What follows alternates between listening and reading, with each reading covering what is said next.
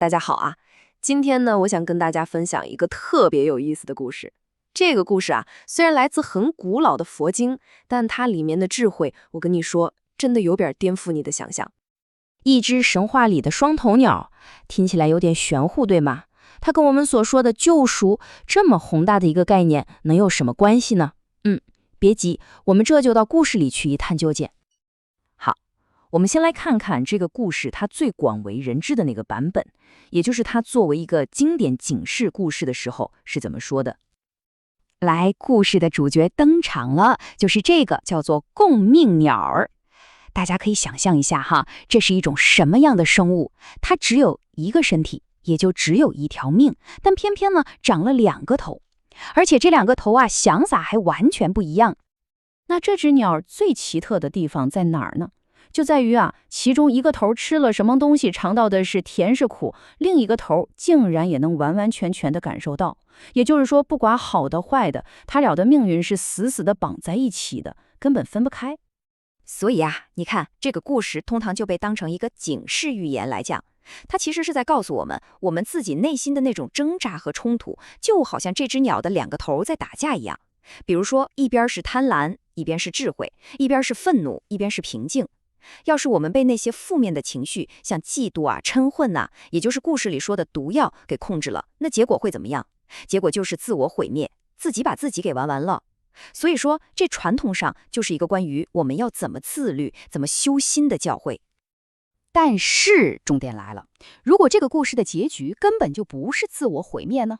接下来咱们就要来看一个对它完完全全可以说是颠覆性的解读，一个关于恩典的故事。好，那么在这个全新的版本里，这两个头的身份就得重新分派一下了。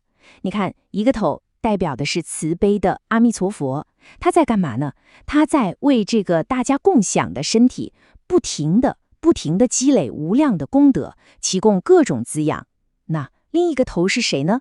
没错，就是我们，就是每一个普普通通的你和我。我们这个愚痴的头在干嘛呢？我们就在不停地吃那些妄念结出来的毒果。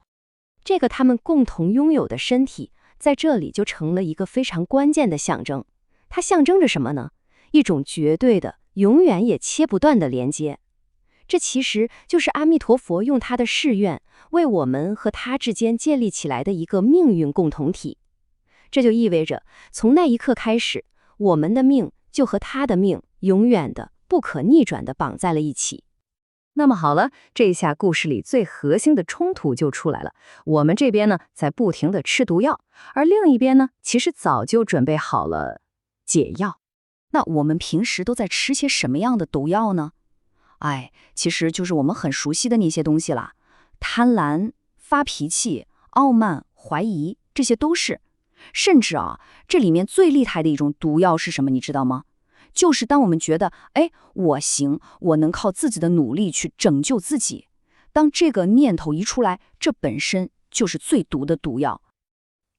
等一下，这里就有一个很明显的问题了，对吧？既然我们这个头天天都在吃毒药，根本就没停过，那按理说这只共鸣鸟早就该死了呀，为什么它还活着呢？这个答案说出来特别简单，但是也特别震撼。那就是因为解药从一开始就一直都在那里。那这个终极解药到底是什么呢？它就是南无阿弥陀佛这句佛号。你完全可以把它想象成一种不死甘露。重点是，这个解药不是我们吃了毒之后才给我们吃的，而是在阿弥陀佛成佛的那一瞬间，就已经完完全全的永久的注入到了我们这个共享身体的每一滴血液里。它是一种可以说是与生俱来的免疫力。这个比喻最颠覆的地方就在这儿了。它告诉我们什么？它告诉我们，救赎根本就不是一个奖励，不是说你表现好了，不吃毒了，然后才发给你。不，它是一个一直在发生的事实。就算是在我们正在犯错、正在吃毒的那个当下，那个解药、那个救赎的作用，也1秒钟都没有停止过。